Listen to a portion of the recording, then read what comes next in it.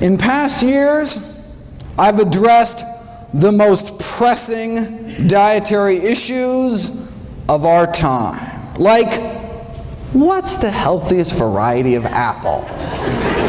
Or what's the most nutritious nut? Or dried fruit? Or what's the best bean? What's the best berry? What's the best bowel movement? Right?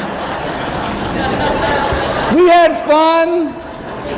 People got to vote. You know, some folk came away all huffy. You know, especially the New Yorkers back there. But this year, I thought I'd lighten it up and answer: what's the best way to prevent death? Every year, the CDC updates the latest leading causes of death in the United States. So let's start at the top and go down the list, see what's new in each category. Heart disease, number one, the 35-year follow-up of the Harvard Nurses' Health Study just published. Now, the most definitive long-term study on older women's health we have. Since the study started, thousands of participants died, but that allowed them to study the risk factors for mortality. Because heart disease was the leading cause of death, it comes as no surprise that dietary cholesterol intake, right, was a significant risk factor for dying. The second leading cause was smoking-related cancer deaths. But what's so neat about this study is that it's a competing risks analysis. Right? So it allowed them to compare different risks to one another. So consuming the amount of cholesterol found in just a single egg a day appears to cut a woman's life short as much as smoking 5 cigarettes a day for 15 years. The most protective behavior they found was fiber consumption. Eating just a cup of oatmeal's worth of fiber a day appears to extend a woman's life as much as 4 hours of jogging a week.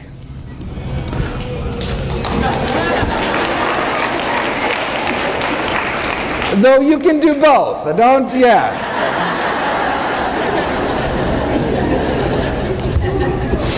So it's worth noting that, look, the intake of cholesterol only found in animal foods was associated with living a shorter life, and the intake of fiber only found in plant foods associated with living a longer life. The one specific food most tied to longevity was nuts.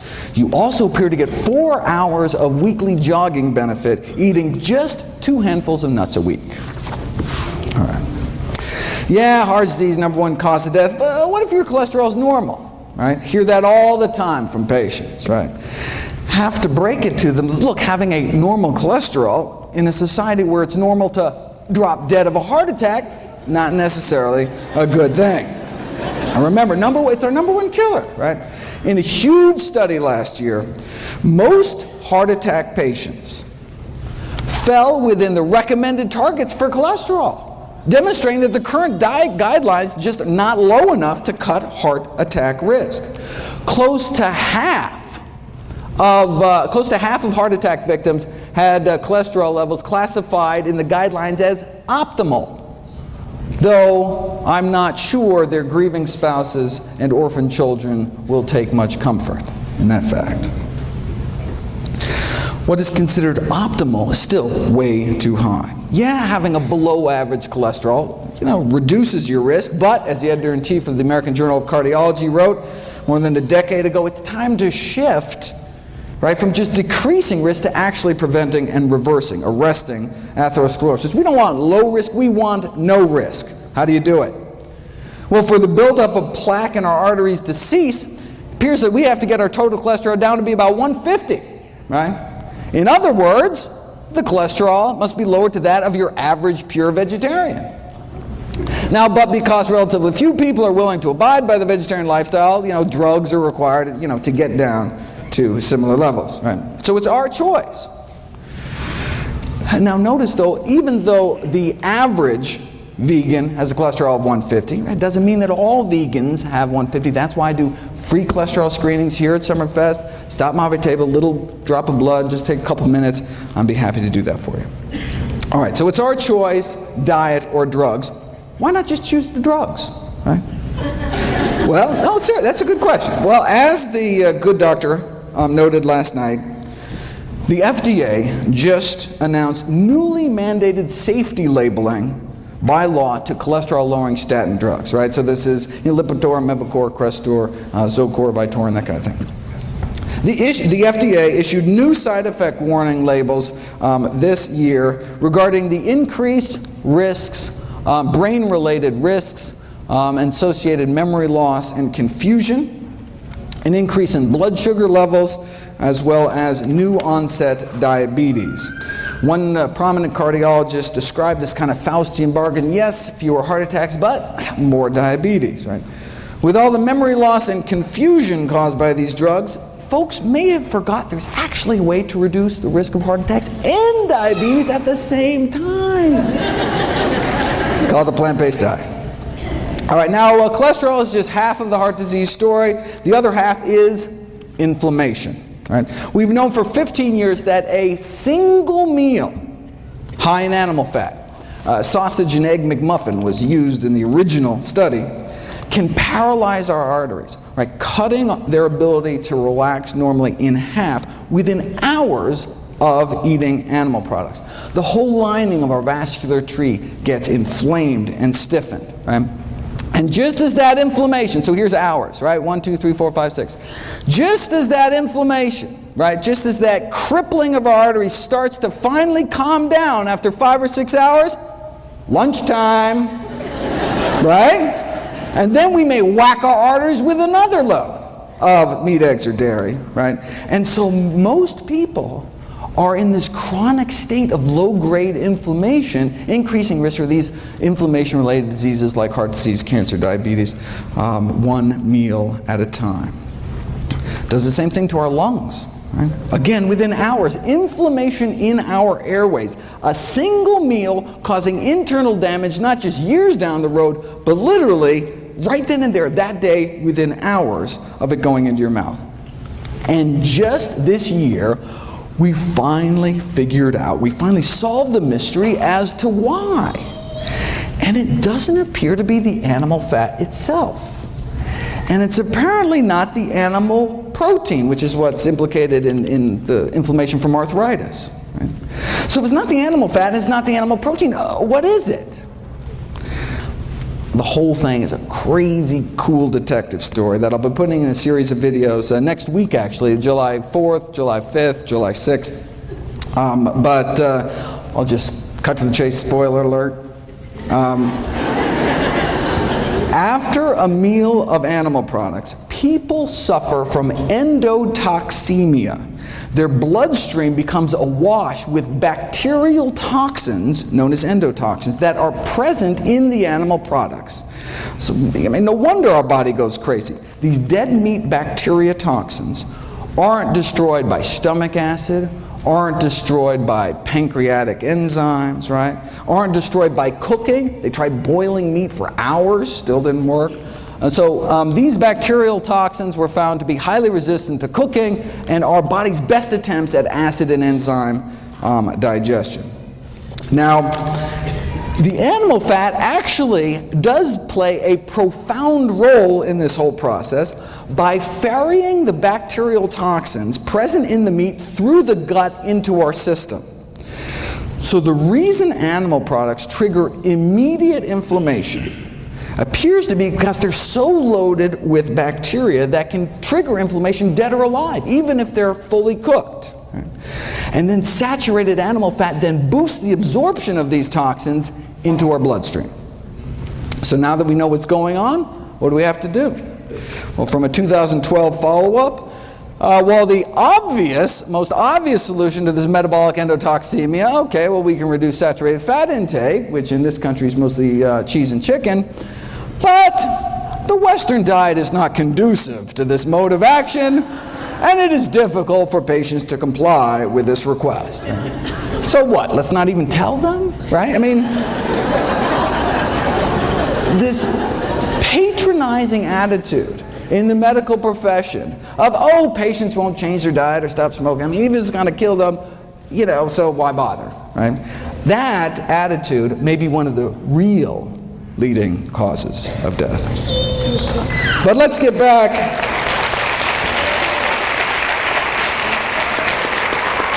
But let's get back to the official list and take on cancer next.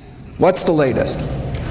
Well, we know from the largest forward-looking study on diet and cancer ever performed by humanity, the incidence of all cancers combined lower among vegetarians than meat eaters, especially some of the fastest growing tumors like lymphomas and leukemias. And for that, the worst meat was actually poultry, chicken. Up to triple the rates for every 50 grams of poultry consumption. A quarter of a chicken breast, triple your risk.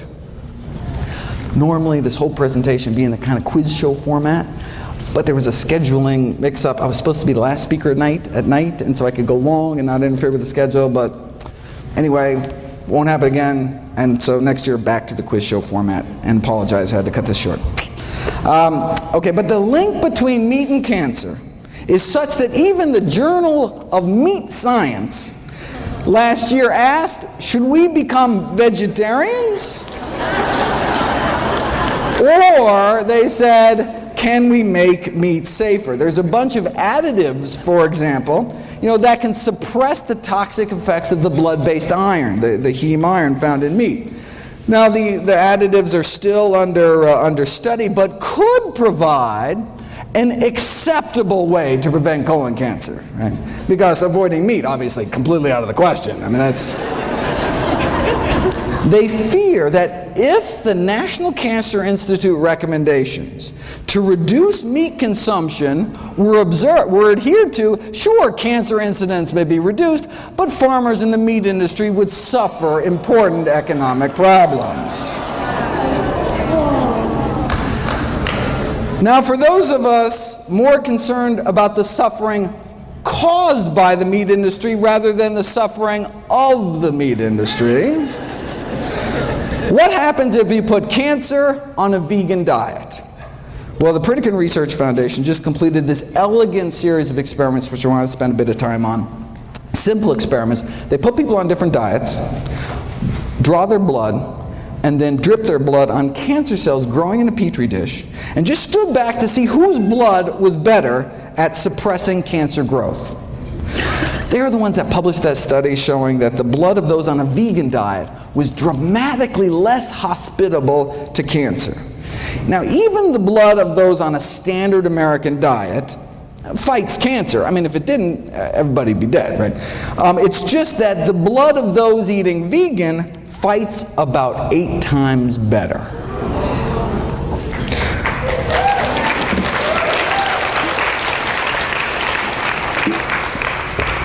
The blood of those on a standard American diet suppresses cancer growth by about 9%. You put people on a plant-based diet for a year, though, and their blood just tears it up. Right? The blood circulating through the bodies of vegans has nearly 8 times the stopping power when it comes to cancer cell growth. Now, this is for prostate cancer, most common cancer among men. For women, it's breast cancer. So the Pritikin researchers tried duplicating this study with women using breast cancer cells instead. Now, they didn't want to wait a whole year to get the results, so they figured they'd try to see what a plant-based diet could do in just 2 weeks against 3 different types of human breast cancer. This is the before, cancer growth rates powering away at 100%, and then this is after eating a plant-based diet for just 14 days. Now, slowing down cancer growth is great, but getting rid of them, getting rid of cancer cells is even better.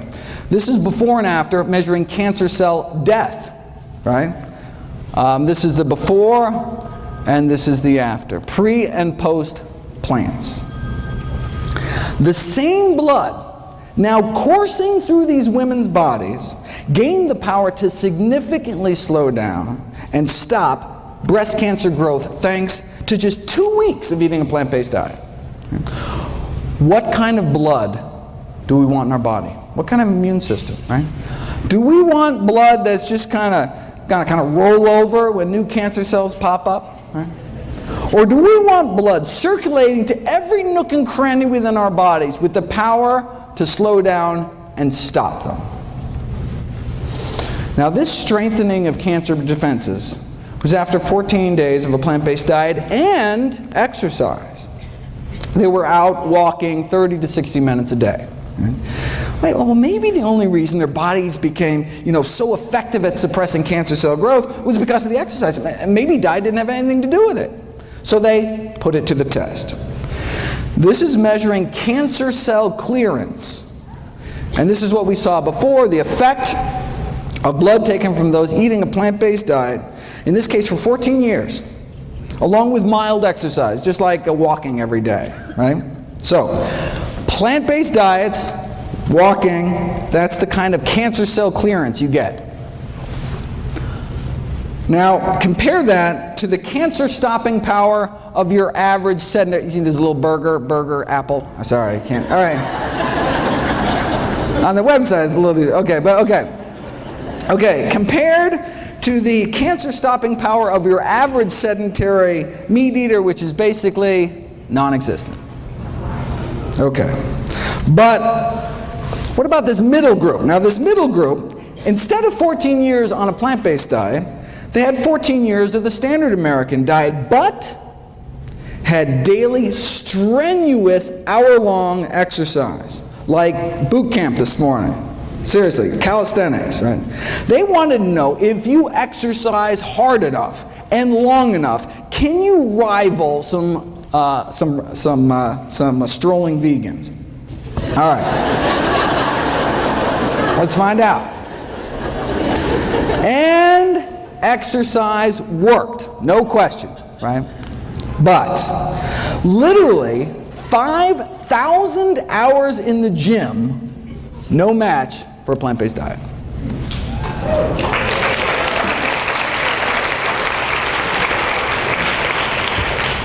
Here's an actual photomicrograph of cancer cells stained so that they release light when they die.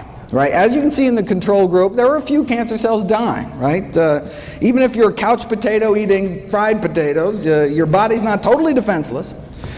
But here's the hardcore strenuous exercise group, right? Cancer cells dying left and right, but nothing appears to kick cancer butt more than a plant-based diet. Why, though? Some people don't care, but I'm always curious. All right. How does a simple dietary change, right, make one's bloodstream so inhospitable to cancer after just a few days? We didn't know until last year, when they sought to determine the underlying mechanisms for these anti-cancer effects. All right. And it is a wild story. I have a whole series of videos coming out about it. The story involves little people and big dogs and little dogs. It involves marshmallows, Tinker Toys, cannibalism, and vegan bodybuilders. From beefsteak to beefcake. I wish I had time, believe me. But the videos will be up soon. Bottom line, the answer to the Pritikin puzzle is IGF-1, insulin-like growth factor 1, is the cancer-promoting growth hormone involved in every stage of cancer growth, spread, metastases, cancer invasion. But you put people on a plant-based diet and their IGF-1 levels, plant-based diet go down. And if they continue to be on a plant-based diet, this is just after a few weeks, if you're on a plant-based diet long-term, levels drop even further. And their IGF-1 binding proteins go up. That's one of the ways our body suppresses cancer growth. Protect itself from cancer.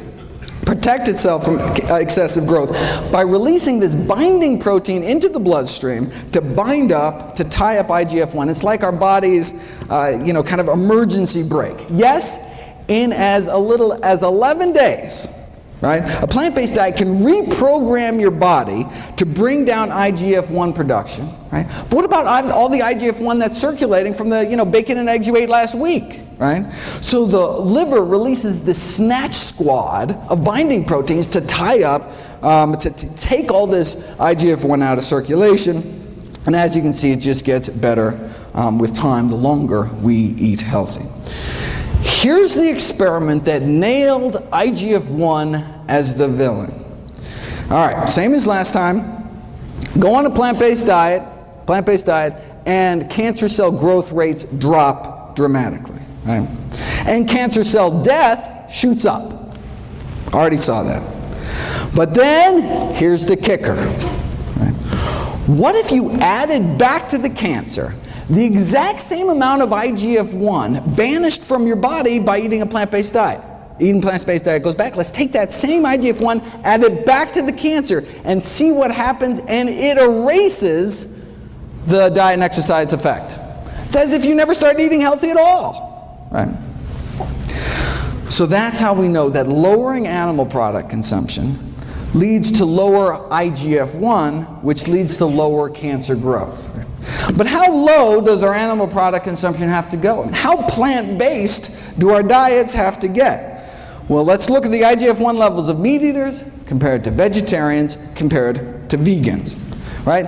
Does a plant-based diet, is it better at lowering circulating levels of IGF-1 compared to a meat-eating diet or a lacto-ovo diet? And this is what they found. Right? Only the vegans, so meat eaters, vegetarians, vegans, only the vegans had significantly lower levels, and the same relationship was found with IGF-1 binding protein levels, right? That's what we want higher. Again, we got nothing here. One really had to go to that final step, vegans, to significantly bind up all that excess IGF-1 in their bloodstreams. Right? This was a study done on women. What about vegan men? They found the same thing. So even though vegan men tend to have significantly higher levels of testosterone than both vegetarians or meat eaters, which actually can promote the growth of prostate cancer. But the reason a vegan diet can actually reverse the progression of cancer, which I've shown you in previous years, the Dean Ornish work, may be because of how low their IGF-1 levels are. So high testosterone, but still low cancer in the vegans. The bottom line is that male or female, right, just eating a vegetarian diet did not seem to cut it, right? Didn't do your body many favors. Right? Looks like to get that significant drop in that cancer-promoting growth hormone levels, one really has to move towards eliminating animal products altogether. Now the good news is that now, based on what we know about IGF-1, we can predict that a vegan diet may be profoundly protective with respect to risk, for example, for breast cancer in older women. Okay, just 13 leading causes of death to go. All right, let's run through the list here. The top 3 killers used to be heart disease, cancer, stroke. Oh, that is so 2011. Now it's heart disease, cancer, and COPD, like emphysema. All right. Thankfully, COPD can be prevented with a plant-based diet and even treated with plants, if you want to check that out. Now, of course, the tobacco industry took these landmark findings a little differently. Instead of adding plants to people's diets to prevent emphysema, wouldn't it be simpler to just add them to cigarettes? And voila! The addition of acai berries to cigarettes evidently has a protective effect against emphysema in smoking mice.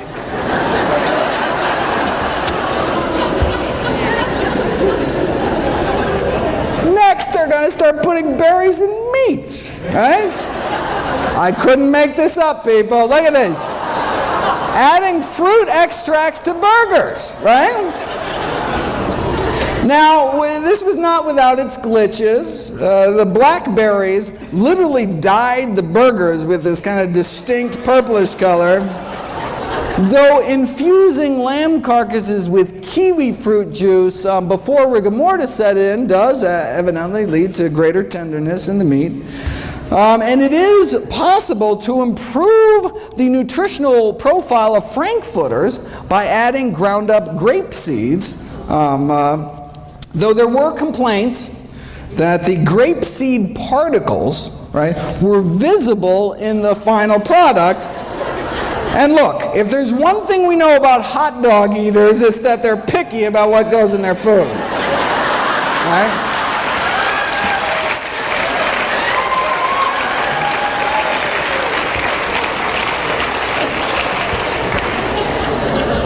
Pig anus, okay, but grape seeds?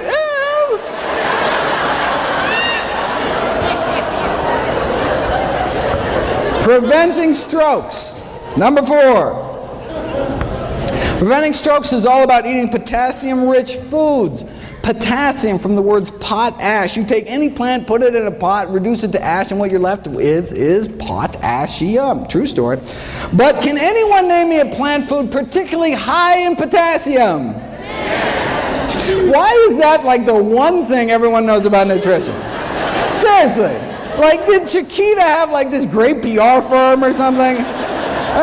I bet you could walk into the Heart Attack Grill where they're eating food like this, right? Ask anyone, and they'd be like, I don't know, Dave, but I do know bananas got potassium, right? Right? All right. In reality, bananas don't even make the top 50 sources. Coming in at number 86, right behind fast food vanilla milkshakes. And then bananas. All right. In the top 5 sources are tomato and orange concentrates, and in terms of whole food sources, it is greens, beans, and dates. In fact, if you look at the next leading cause of death, right, bananas could be downright dangerous.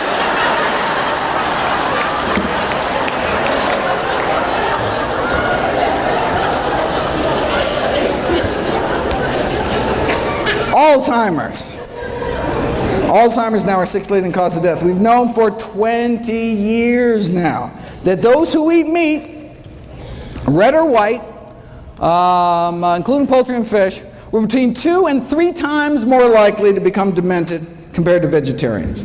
And the longer that you're vegetarian, the lower your risk of developing dementia. But the exciting new research is actually on treating Alzheimer's using these natural plant remedies, which actually beat out placebo and worked as well as the leading Alzheimer's drug. Again, on the website, all for free. Next on the kick the bucket list is diabetes, which can be prevented with a plant-based diet and treated with a plant-based diet and even reversed in many cases with a plant-based diet. And I encourage everyone to check out Brenda's talk at 3 o'clock this afternoon. This is from October. Those eating vegetarian had significantly lower rates than meat eaters, right? But it was the vegans that did the best. And this is the surprising thing, this was after controlling for obesity, right? Sure, vegans got lower diabetes rates, right? They're so skinny, right? But even at the same weight, vegans have just a fraction of the diabetes risk, right? Why are vegans on average so slim? Obesity is so rare among those eating plant-based diets. Nutrition researchers have been desperate to try to uncover the secret. Yes, they eat fewer calories, right? But not that many fewer. In the past years, I've gone through a number of theories to try to explain this. Maybe it's because people eating plant-strong diets, express more of that fat-shoveling enzyme in the mitochondria, the power plants of our cells. I've talked about that. Maybe it's because the gut bacteria populations are different. Maybe it's because of avoiding the obesogenic chemicals, these endocrine-disrupting chemicals in the meat supply.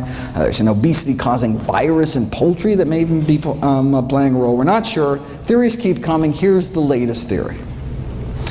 Maybe it's the propionate. Right? After all, what's one things that's only in plant foods? fiber, right? Animals have bones to hold them up, plants have fiber to hold them up, right? Now we say, I thought fiber was defined as our inability to digest it, right? Well, true, we can't break down fiber, but the gazillions of good bacteria in our guts can. And what do they make with it? They make propionate, which gets absorbed into our bloodstream. So technically we can digest fiber, but just not without a little help from our little friends. But what does propionate do? Well, it inhibits cholesterol synthesis. That's good. It also appears to have what's called a hypophagic effect, meaning it helps us eat less by apparently slowing the emptying of our stomachs, which makes us feel fuller longer.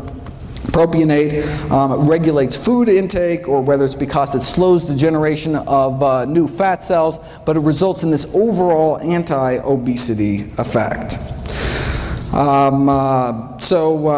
And we can actually boost the populations of these good bacteria in our guts without taking probiotics, just by eating vegetarian, right? Because we're feeding our little friends with fiber. Animal foods also tend to be calorically dense. For example, to walk off the calories found in a single pat of butter, you'd have to add an extra 700 yards to your evening stroll that day, right?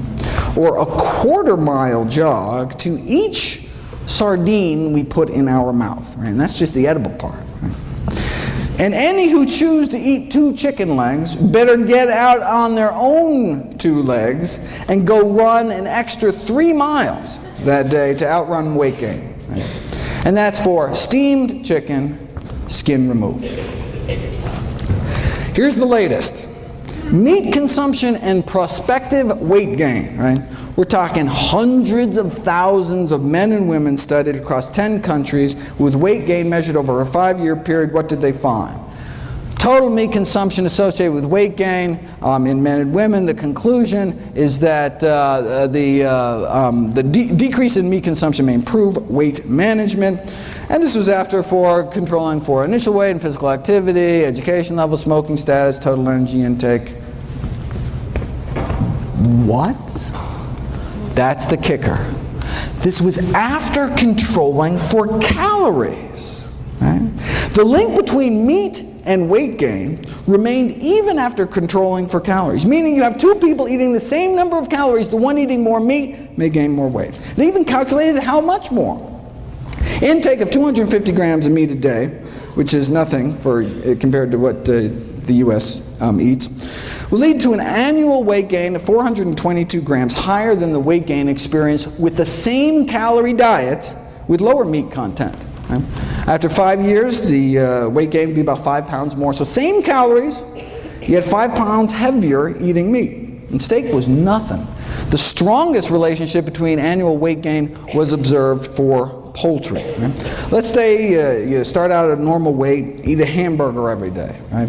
Well, this is how much extra weight you'd gain in addition to the calories that are present. And if you ate the same number of calories instead of processed meat, like a ham sandwich with 3 slices of deli meat, you'd be up to here.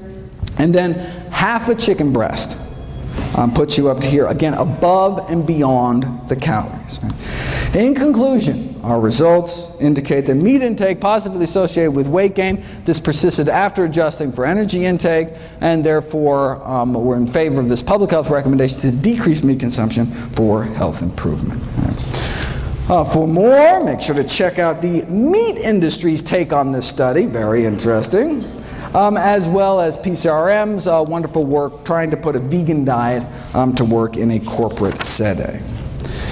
Kidney failure, 8th leading cause of death, can be prevented with a plant-based diet, can be treated with a plant-based diet. Why? Because our kidneys are highly vascular organs, right? That's why kidneys look so red inside. Right? Our 2 little kidneys filter through our entire bloodstream.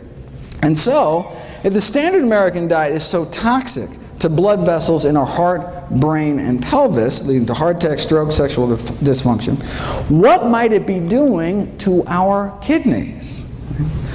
Long story short, Harvard researchers found 3 significant risk factors for declining kidney function, meaning you start to lose protein out of your urine. Your body's not supposed to be peeing out its protein.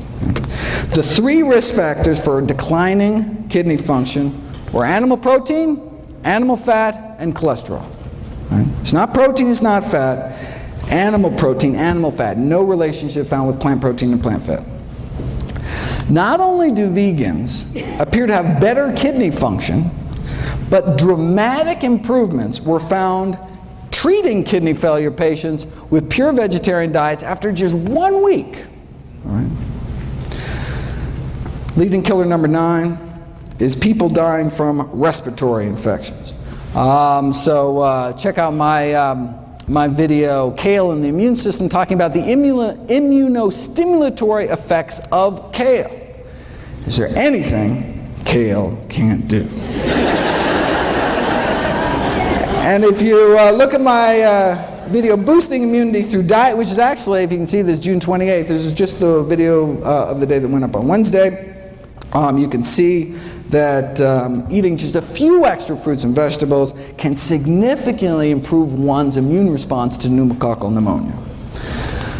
Suicide is number 10. Now, last year at Summerfest, I talked about improving mood through diet. We know vegetarian diets have been associated with healthier mood states, but you don't know if it's cause and effect until you put it to the test. And that's what was done this year. You take regular meat eaters and you remove meat, fish, poultry, and eggs in this study from their diets. And you can see a significant improvement in mood scores after just 2 weeks. I mean, it can take drugs like Prozac, months to take effect. In fact, the way drugs like Prozac work is they boost the levels of the so-called happiness hormone serotonin. Did you know that there is serotonin in plants? I had no idea. I certainly didn't. But there's serotonin and dopamine and all sorts of human neurotransmitters in plants. So much so, there's been a call to start treating depression with high-content sources of serotonin. Like plantains, pineapples, bananas, kiwis, plums, and tomatoes, right? And what's the side effects? You get a little seed stuck in your teeth or something, right? Maybe that's why high intake of fruits, vegetables, mushrooms, and soy associated with decreased prevalence of depression. Maybe that's why improved behavior in teenagers was significantly associated with higher intakes of leafy green vegetables and fresh fruit. For more, keep an eye out for my videos on the wrong way to boost serotonin, which is by these tryptophan supplements, a better way to raise serotonin to fight things like premenstrual depression, and then the best way, as reported in this double-blind, placebo-controlled crossover study on the successful use of butternut squash seeds in the treatment of social anxiety disorder, for example. Right? Amazing. How might a plant-based diet prevent systemic infections? Well, meat-borne bacteria can directly invade one's bloodstream through the intestinal wall, or in women can creep up into their bladder. Just this month, June 2012, we have direct DNA fingerprinting proof, finally, right, that women eating meat are getting urinary tract infections from eating meat contaminated with fecal bacteria that then crawl up into their bladder. Right? And chickens are the most likely reservoir. Wait a second. You can't sell unsafe cars. You can't sell unsafe toys. How is it legal to sell unsafe meat? Well, they do it by blaming the consumer. Right? As one USDA poultry microbiologist said, raw meats are not idiot-proof. They can be mishandled, and when they are, it's like handling a hand grenade. You pull the pin, someone's going to get hurt. See, if we get sick, it's our fault. Right? Now, while some may question the wisdom of selling hand grenades in supermarkets, the USDA poultry expert disagrees.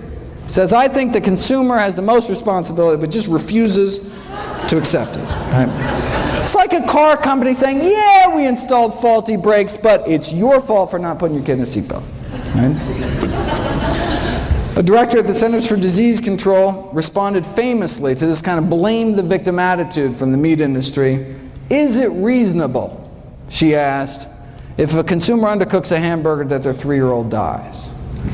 Is that reasonable? Not to worry though, the meat industry's on it. All right, they just got FDA approval for a bacteria-eating virus to spray on the meat.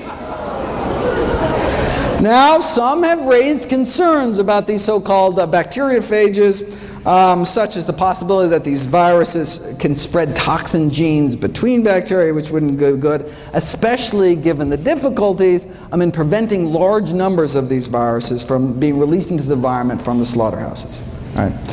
Now, it could also allow the meat industry to become more complacent about food safety, right? If they know they can just kind of spray some viruses on at the end, right? Similar to the quick fix argument about irradiation. From the industry point of view, right, who cares if there's fecal matter in the meats, as long as you can just blast it at the end with enough radiation, right? Now, the meat industry is concerned that consumer acceptance of these bacteria-eating viruses may present somewhat of a challenge to the food industry. Not that they'd ever be labeled, of course. But if they think that's going to be a challenge, check out their other bright idea. The effects of extracted housefly pupae on chilled pork preservation. This is a sciencey way of saying they want to smear a maggot mixture on the meat. Now, it's a low-cost, simple method. Think about it. Maggots thrive on rotting meat, yet there have been no reports of maggots having any serious diseases. Not that anyone's really checked, but, I mean, right? Indicating that they have a strong immune system, right? They must be packed with some kind of antibacterial properties, otherwise they die themselves eating rotting meat. All right. So, they took maggots that were 3 days old, washed them, dried them, kind of toweled them off, put them in a tissue blender, kind of a little Vitamix action there, and then voila, safer meat.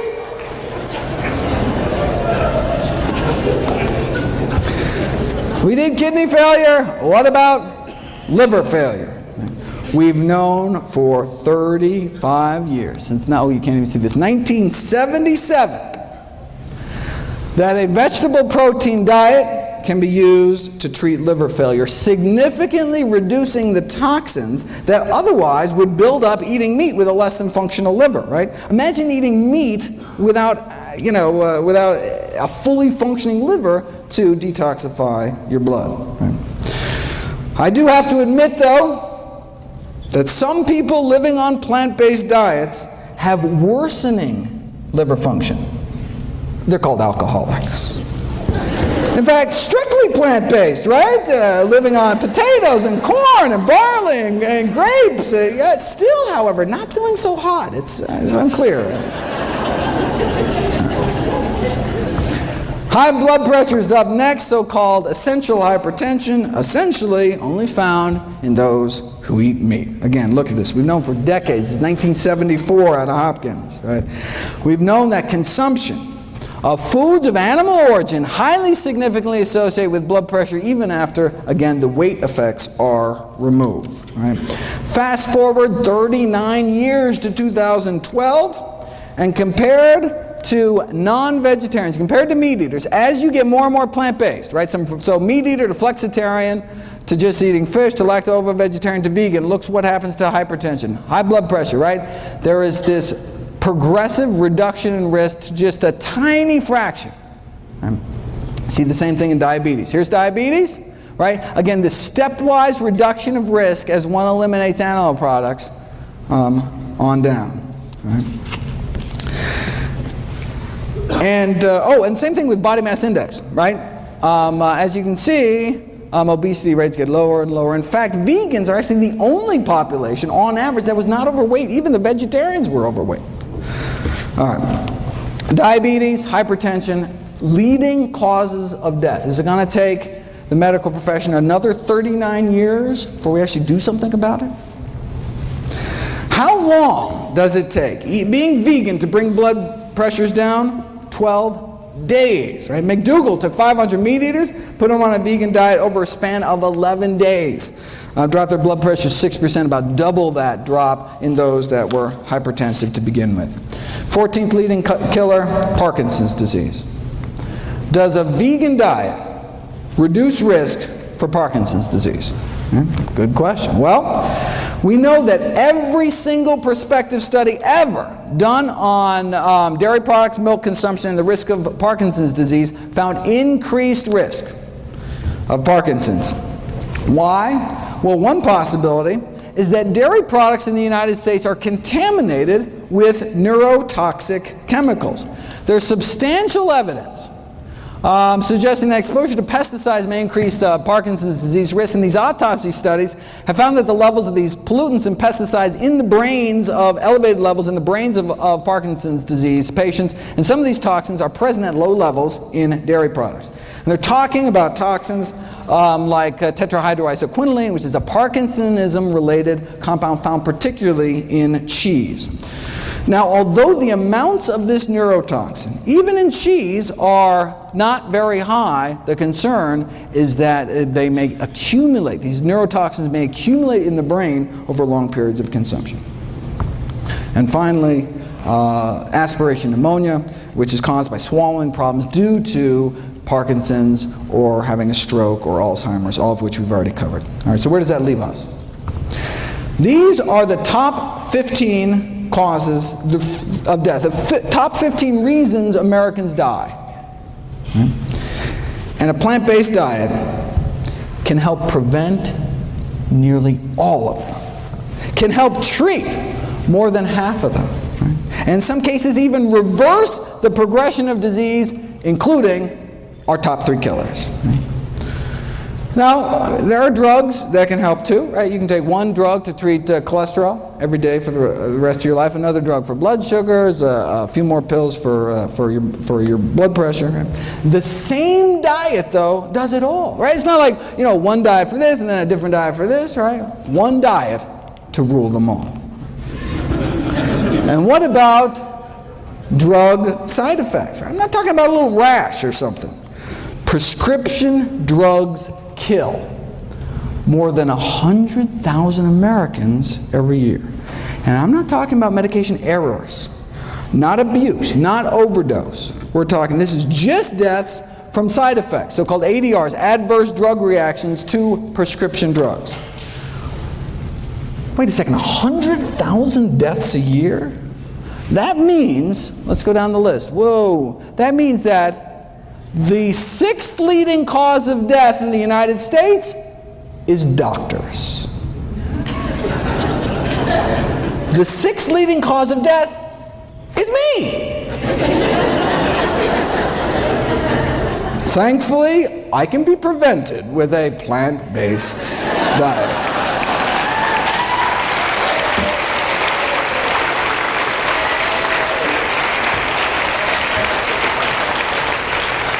Seriously though, compared to 15,000 American vegetarians, meat eaters had about twice the odds of being on aspirin, sleeping pills, tranquilizers, antacids, painkillers, blood pressure medications, laxatives, and insulin, right? So plant-based diets are great for people that don't like taking drugs, don't like paying for drugs, and of course don't like risking adverse effects, right?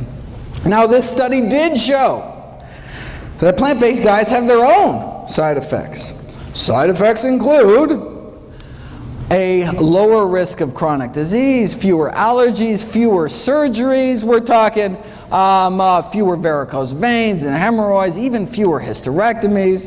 And we're not talking just the big killers, right? Not just less heart disease, cancer. This is the longest study on vegetarians in human history. Not just less heart disease and stroke and high blood pressure and diabetes, but less diverticulosis, less, if you can read this, less diseases overall. Right? That's the side effects of a plant-based diet, less disease overall. Here's the allergies thing. Again, longest running study on vegetarians in history. Women who eat meat, compared to vegetarians, appear to have a 30% greater risk of reporting chemical allergies, 24% asthma, more drug allergies, even more bee sting allergies, 15% more hay fever. A new side effect of plant-based diets we just learned about last year, fewer cataracts. Right? That's what we get. fewer cataracts, the leading cause of blindness and vision loss. Compared to those just eating a single serving of meat a day, right, in one meal, those eating half a serving a day dropped the risk 15%. Just eat fish, dropped about 21%. Get rid of fish, dropped 30%. Get rid of eggs and dairy, full 40% drop in risk. Right. And that's all in addition to my favorite side effect of plant-based diets, helping to prevent 15 out of our 16 top killers. Want to solve the healthcare crisis? I've got a suggestion. Imagine if our nation embraced a plant-based diet. Right? Imagine if we just significantly cut back on meat. Well, there's actually one country that did it. After World War II, Finland joined us and started packing on the meat, eggs, and dairy. And by 1970s, the mortality rate from heart disease of Finnish men was the highest in the world, even put us to shame. So, look, they didn't want to die, so they got serious. Heart disease is caused by high cholesterol. High cholesterol is caused by high saturated fat intake. So the main focus of the strategy was to reduce the high saturated fat intake in the country. So this means here that's cheese, chicken, cake, and pork, basically. All right. So a berry project was launched to help dairy farmers switch to berry farming, right? Whatever it took.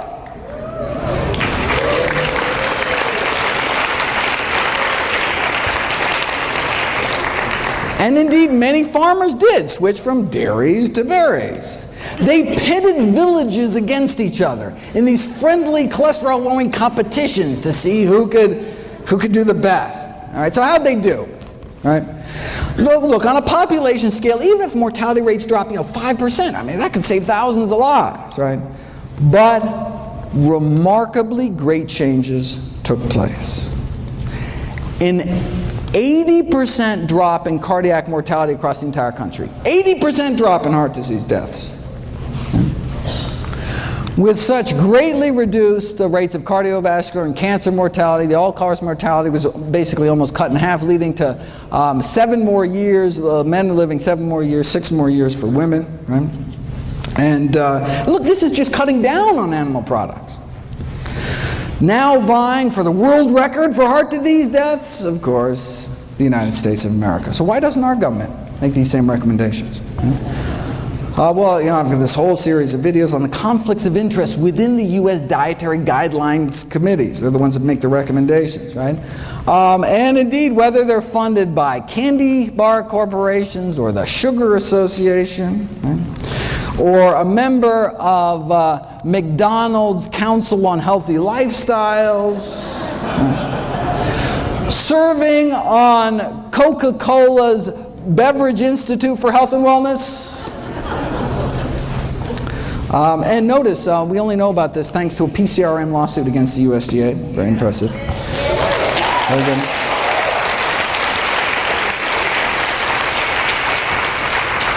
One committee member served as the Duncan Hines brand girl and then as the Crisco brand girl.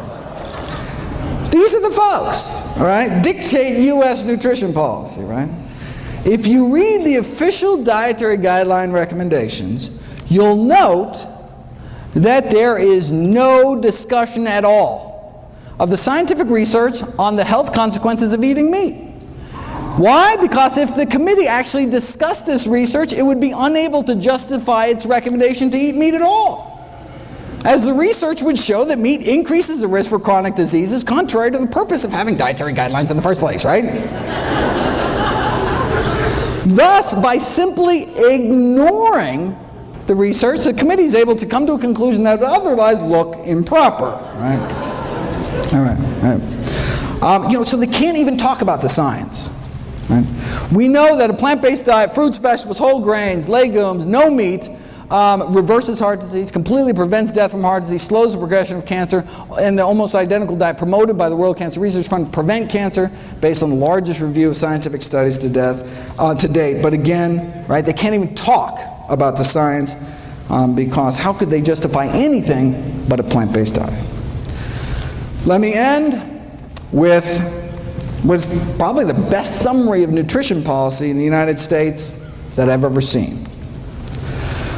The new dietary guidelines have been released. Right? They tell us to eat healthier, but not as healthy as to noticeably affect any corporate profits. Thank you very much.